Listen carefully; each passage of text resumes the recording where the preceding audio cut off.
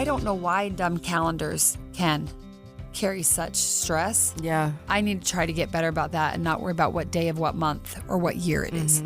But thinking back a couple of weeks ago, not on a Father's Day, not on a Mother's Day, not on anyone's birthday, there was a Sunday afternoon we were all home and got to chatting, and the conversation of Brent came up, and we ended up having a beautiful, very organic kind of mini celebration of his life.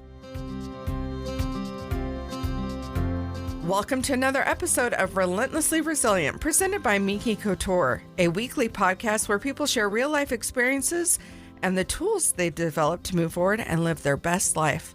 I'm Michelle Scharf. And I'm Jennie Taylor, and we are here in the studio, which is a little chilly, but we can bundle up with those Minky blankets. We're excited to have them as our sponsor and hope you have given them a try.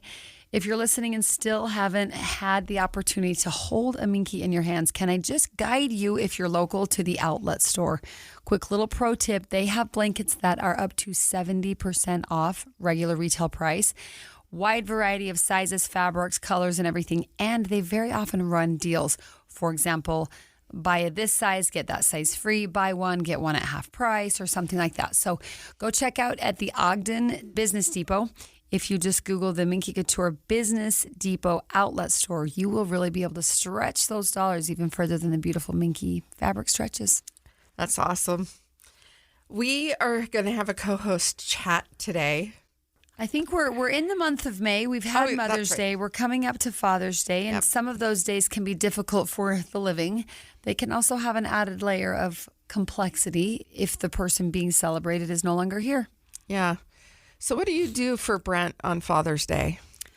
Oh, we've now had 5 or 6 Father's Days without him alive, but before that we had several Father's Days with him deployed. So I don't know that we've found the one thing. You know, I don't think we have, this is our tradition.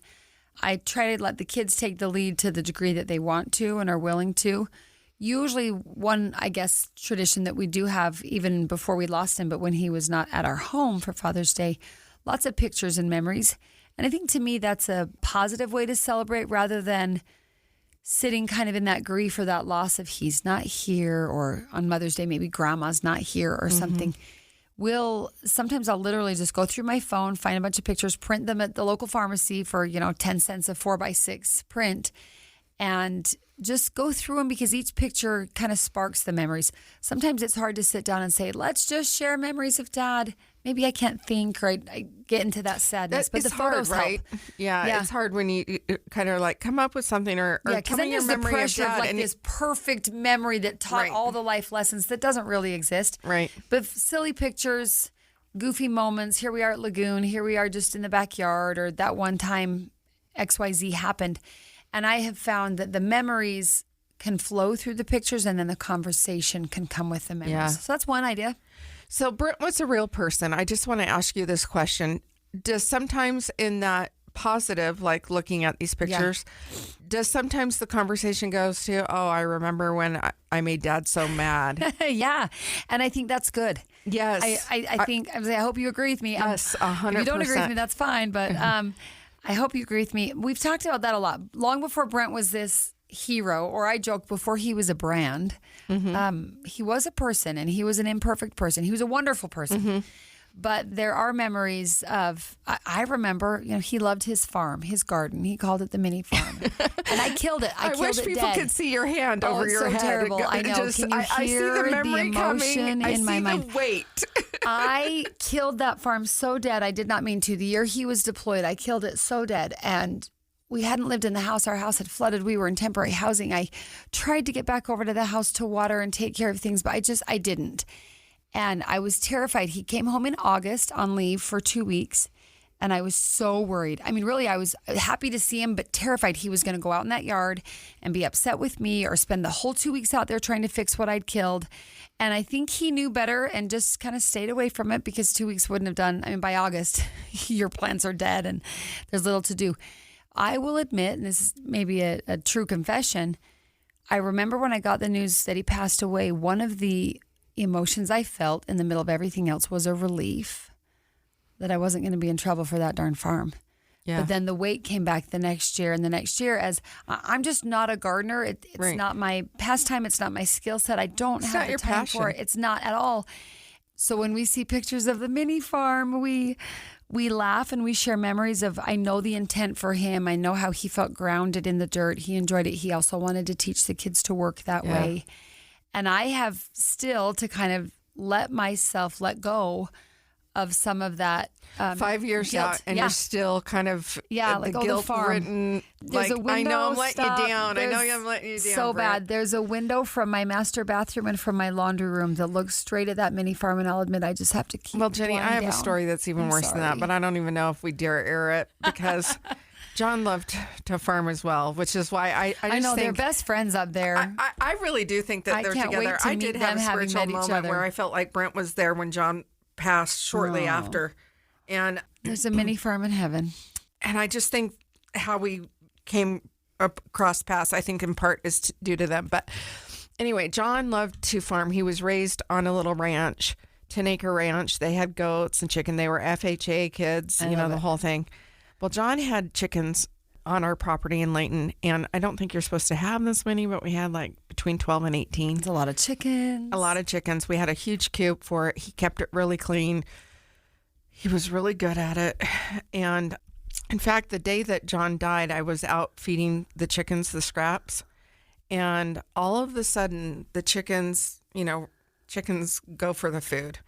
And then all of a sudden, they kind of all turned and looked at me. And it freaked me out. I thought, what is going on? And then they turned and looked to the side. And then they kind of scattered. And I was like, that was really weird. And then I walked back in the house and climbed in bed with John to tell him about it. And he was gone. Oh, you're kidding. Yeah. Isn't that strange? So he checked in on those chickens. I wondered if he was out there on those chickens. So this story gets even worse now. Oh, no. So Bless John's the poor gone. little hens. John's gone. I don't know how to take care of these chickens. I mean, I've done a little bit of it Sure. with them, but I hate it. Yeah, but it's not your passion either. Not my Right. passion at all. I don't do plants and I don't No, do chickens. I don't agreed. garden. I say I keep I'm the a city children kid. alive, and that's about as much as I can commit Exactly to. right. Yeah, And that's enough. and that is too much some days. Most Exactly days. right. It's a lot, right? As we both know. Well, I did pretty good. John passed away July 17th. We kept him pretty good up until winter. I kept him good. Nobody else was home. And I enjoyed collecting the eggs. I wasn't really struggling with it until it started snowing. Yeah. And between work and I started to travel again more, I was having And a it's a hard couple time. time a day commitment. It's not Yes. like just I'll get around to it. No, and Yeah, you have to keep very them regular. warm and you clean Yeah, and fed and watered. now there's no one at home. I'm going to be gone for 4 days, and I've got Yeah. some heater rig set up. You got to have the water has to have a heat element So in it doesn't freeze. So it doesn't. Right. Yep. There's lots of little pieces to this. Well, Yep. there's a guy in our neighborhood that worked for some farm, and I called him up and I said, "Can you come get these chickens? Like, can you rehome them? Like, I cannot do this. I just I'm can't." giving up." Yeah. And he said, "Michelle, don't worry about it. Don't worry about them. Another day, I'll take care of them tomorrow." So I didn't, And he didn't? and he didn't either. Oh. And I came home to a They turned very savage. horrible mess. They did not turn savage. Okay. They got desperate and found a way out of their cage. But Oh, we did they? live near a creek, and there's little foxes and raccoons and whatnot. And I just think that They just weren't anymore. they weren't around anymore. I won't go into details Very sad. in a fear of incriminating myself, but I couldn't believe it. Oh, And I was so horrified. And I felt so upset because John loved these chickens. I wanted to rehome them. because you knew you couldn't give them what they needed as Yes. previous. And I was so relieved when he said, "Don't worry about it another minute, another day," And I'm like, oh, this is great. Because I had a week-long work trip. And, oh, gosh, when I came home. But you can imagine the mess or the scene It that must was, have unfolded. It was pretty bad. That's terrible. It was horrible. And I was horrified, and I had to go clean that up. And I mean, it's just the worst thing, right? And it's like another layer of It is. grief.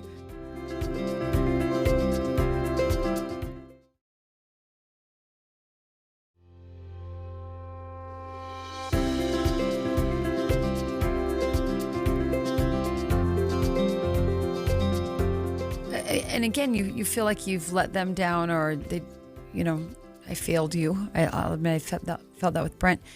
I think in looking at some of these holidays and traditions, there comes kind of that element of, I just keep thinking Frozen, let it go, where there's certain things you're going to have to let go of. It almost feels like the default when someone passes away is you want to try to keep it as it was, right? Yes. This is what we used to do. This is what we now still need to do. When in reality, that just might not work. And I hear things from my older kids talking to my younger kids, because I have I've got 7 of them, and they're about a 12 or 13 year span from start to finish. The older kids will tell the little kids about how different their lives are, how different, from when Dad was alive to now, and when they were young and when the little kids are young. And a lot of that's true even with not losing a parent. Right. I mean, that's just part of being the baby of the family versus the oldest of the family. My kids constantly. They're all, But being able to give permission for that, and I'll admit one thing that I have to do, whether it's Mother's Day or Father's Day or just a stressful day, I have to acknowledge that if Brent had lived, though that would be amazing, it doesn't mean everything would be perfect. Right. Like I might still struggle on Mother's Day, or Father's Day might still be, you know what I mean?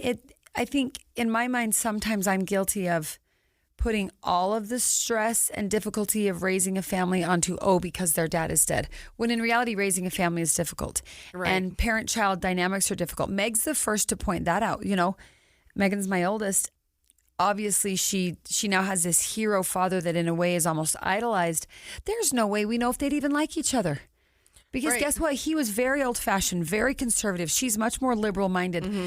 I joke with her, I took her prom dress shopping the first or second time. I'm like, your dad would never have approved of that dress, and yet somehow you talked me into it. So, again, it's easy in the absence to think, if only, if you could get rid of one tragedy, everything Right. would be so perfect when he may have been really reality. challenged by her. He would have, and maybe they wouldn't have gotten along. I think I've shared this story before when Lincoln and I were kind of butting heads, and he was being mean to me and said something that I didn't think was appropriate, and probably just the wrong tone. I don't know. I remember looking at him saying, would you speak to me like this if your father were still alive? And he just shrugged and said, I don't know. And in that moment I thought, you might. You might actually talk to me like this even if your dad were still alive. This might not all be because this person is deceased. And so that's been almost a lesson I have to remind myself of. I think the hard and give permission conversations for me. My kids are all older, and I became an empty nester when I left John. So our experiences on that are very different. But the hardest phone calls I get are from my adult children who call me back and say, I just wish Dad was here. Yeah. And what would Dad tell me? And they want me to tell them what Dad would tell them. They want you to give voice to him. And I can't give voice to him. What do you say when they ask that? I said, I know. I miss him too, and I wish he was here. I have questions for him too. Validate that.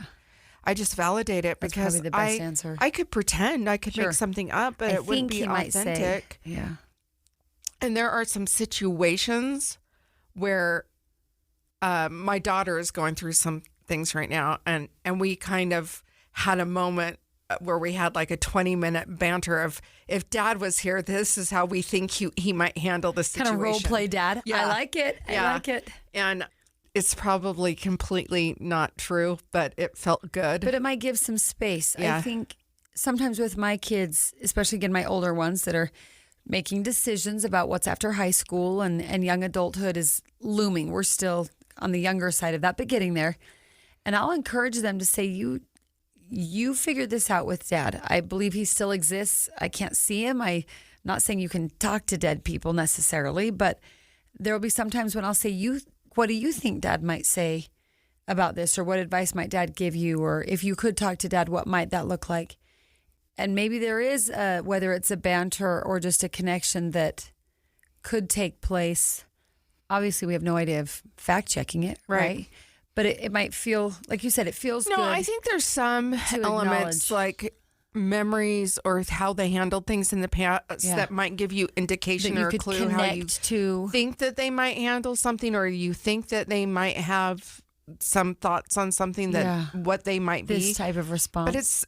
But we don't know, right? They're not here and we don't know, but it is sad. It's an interesting process, losing your person. And going back to Father's Day and tell me about what you guys do. Handling it.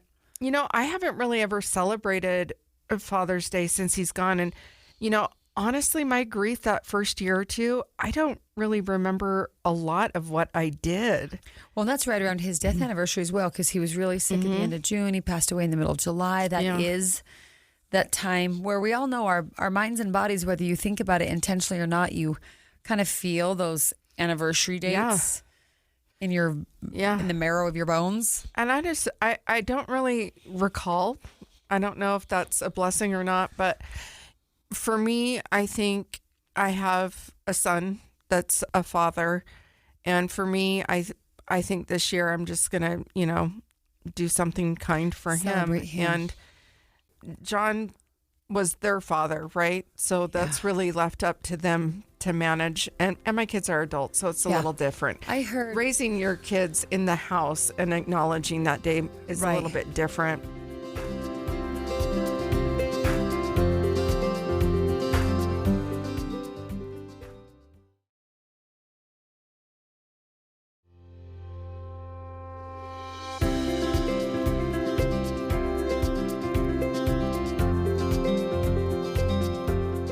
a couple of years ago, and maybe I've talked about this before, a couple of years ago, I had a really hard time around Father's Day. I can't remember why exactly I imagine there were some extenuating circumstances, but I remember getting to the weekend of Father's Day and just being kind of just sick of it all. Just, that's it, I quit. This is so dumb.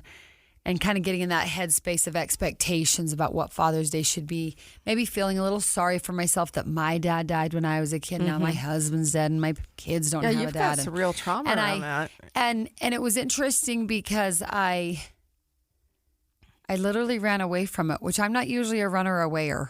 But I ran away. Like, I took the kids. We got a last minute hotel up in Park City and just hid from family, hid from, normally we'd go to church. It's a Sunday. Hid from laundry, hid from dishes, hid from cooking.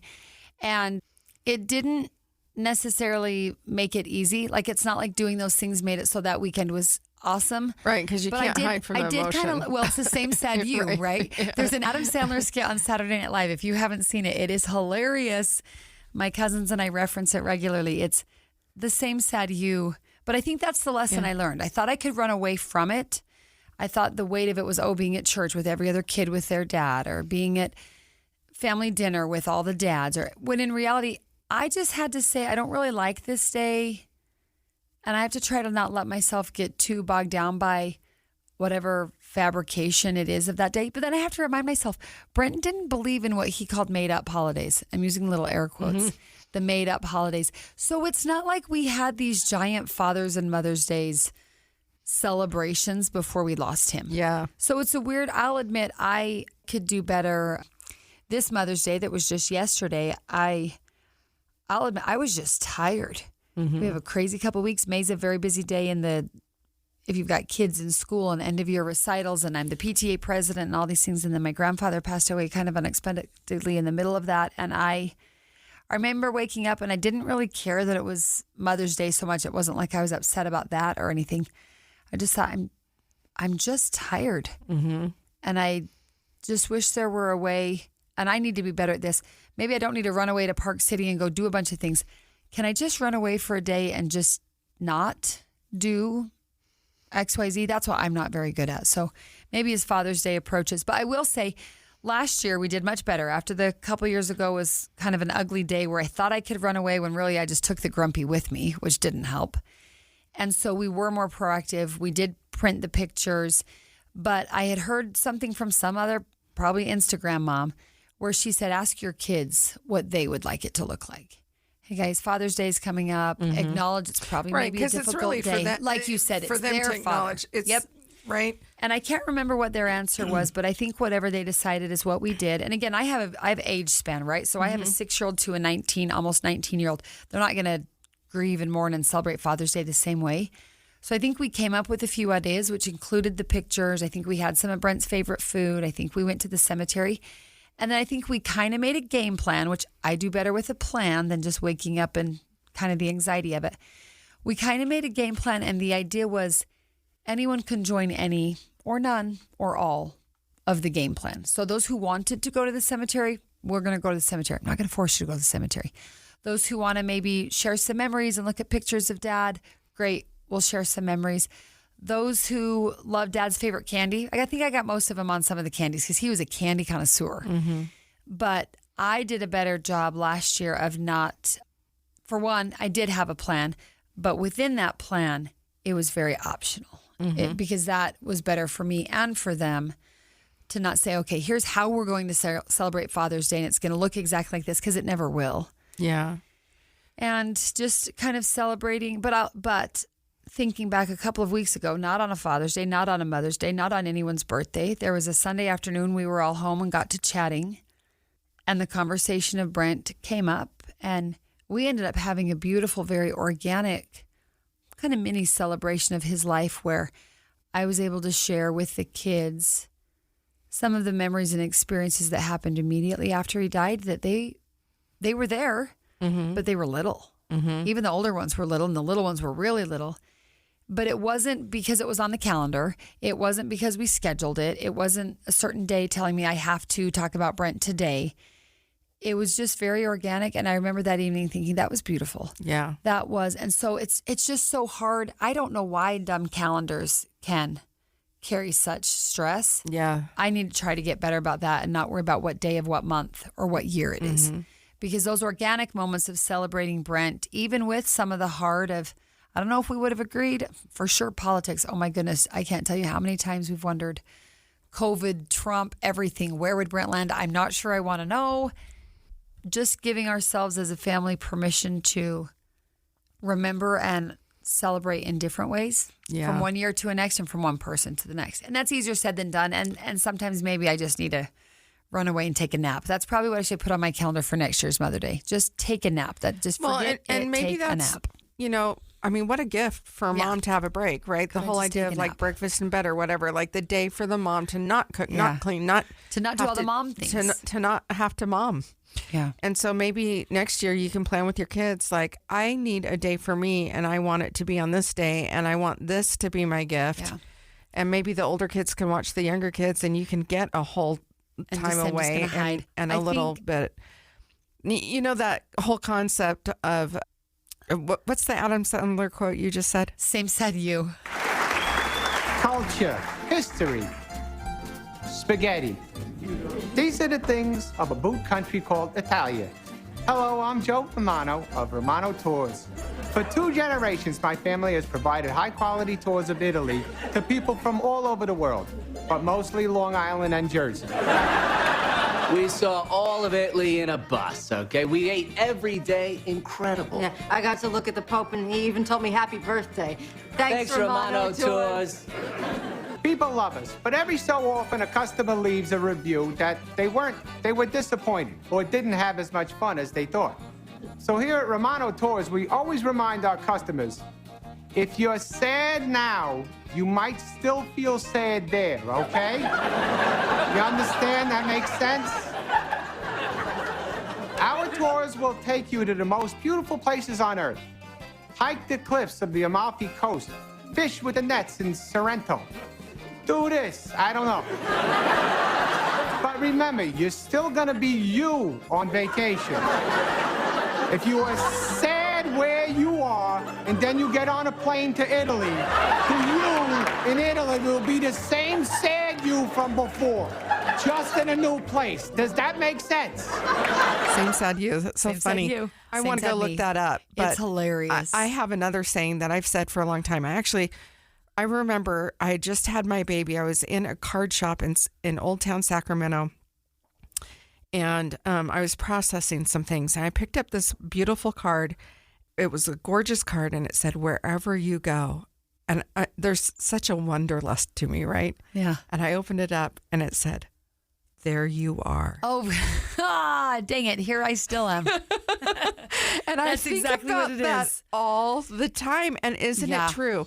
Isn't it true that wherever we go, I'm still there. There.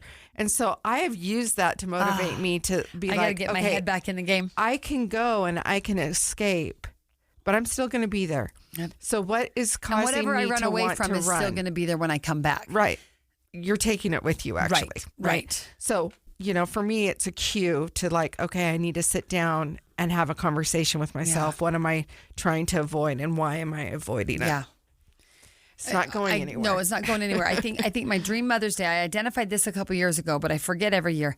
I think what I really want for Mother's Day, I just want to clean my whole house all day Saturday. Like, I'll even clean it. I don't mind cleaning if I can actually just focus on cleaning.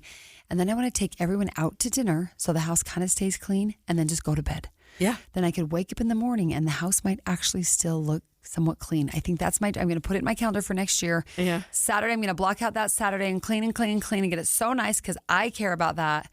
We're going to go out to dinner, have a nice dinner where I'm not cooking, but neither is anybody else making a mess. Yeah.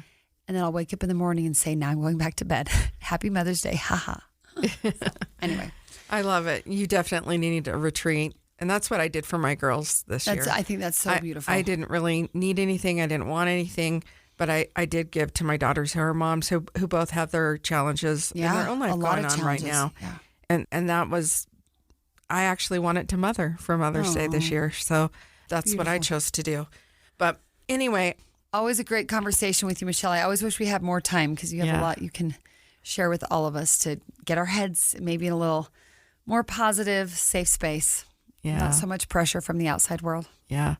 Well, it's been great talking to you. I love talking about our spouses and how I do think that they know each other and they're looking fondly over us, watching us grow in our different ways. Laughing and rolling their eyes at the same time, I'm sure. Yeah. Well, if you enjoyed what you've heard today, remember to subscribe to our podcast so that you'll be notified of new episodes. We would be so grateful if you will give us a rating and review. It helps other people to find our show, and it would just mean so much to us. If you or someone you know has a real story about their life that they're willing to share, send us an email at rrpodcast@ksl.com, or even easier, find us on Facebook at Relentlessly Resilient, on Instagram at Relentlessly Resilient Podcast. Both platforms have a Calendly link set up for a time to pitch your story for our show. Reach out. I would love to have you on the show. Thanks, Michelle, for a great conversation. Thanks to our producer, Kellyanne Halverson, and of course, our presenting sponsor, Minky Couture. Find them at 6 stores in the state of Utah or at minkycouture.com. And remember, whatever you do today, please remember to be kind. You have no idea the challenges other people are dealing with in their lives. Have a great day, everybody.